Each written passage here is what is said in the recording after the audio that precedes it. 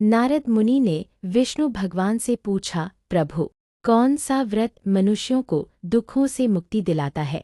भगवान विष्णु बोले, कलयुग में सत्यनारायण व्रत सबसे श्रेष्ठ है। जो भी श्रद्धा से इसका पालन करता है उसे सुख समृद्धि और मोक्ष प्राप्त होता है। भगवान ने व्रत की विधि भी बताई। व्रत पूर्णिमा, एकादशी या किसी शुभ दिन करें।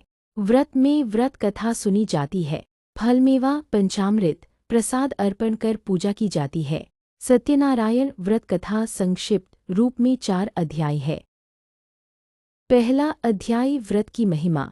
नारद मुनि ने विष्णु भगवान से पूछा, प्रभु, कौन सा व्रत मनुष्यों को दुखों से मुक्ति दिलाता है? भगवान विष्णु बोले, कलयुग में सत्यनारायण व्रत सबसे श्रेष्ठ है। जो भी श्रद्धा से इसका पालन करता है उसे सुख समृद्धि और मोक्ष प्राप्त होता है। भगवान ने व्रत की विधि भी बताई। व्रत पूर्णिमा, एकादशी या किसी शुभ दिन करें।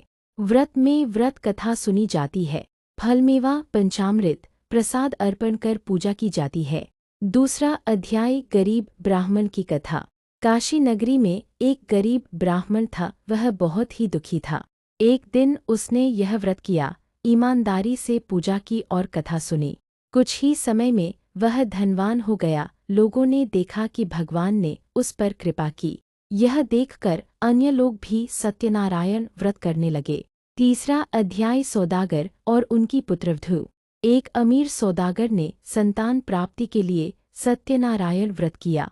उसके घर सुंदर पुत्री का जन्म हुआ। बाद में उस कन्या का विवाह एक अच्छे वर से हुआ। पर एक दिन वह सौदागर व्रत करना भूल गया और भगवान का प्रसाद बिना खाए चला गया।